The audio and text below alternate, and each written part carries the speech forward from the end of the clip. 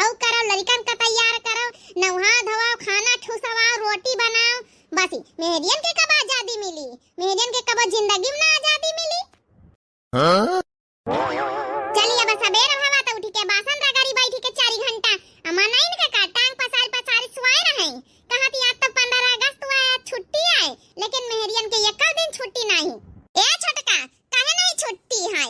आई बड़काई जीजी या काया साड़ी वाड़ी पहनी के जैसे लागत मैं हूं जातो झंडा तिरंगा वाला मनावई। ए छोटका उठो, खाना पीना बनी बाद में। घर के मनन से कह दिया अगर तुम्हारी छुट्टी है तो हमारी छुट्टी है। चला हम पंचे चली गांव भरे में लड्डू बाटी पहले रैली निखारी।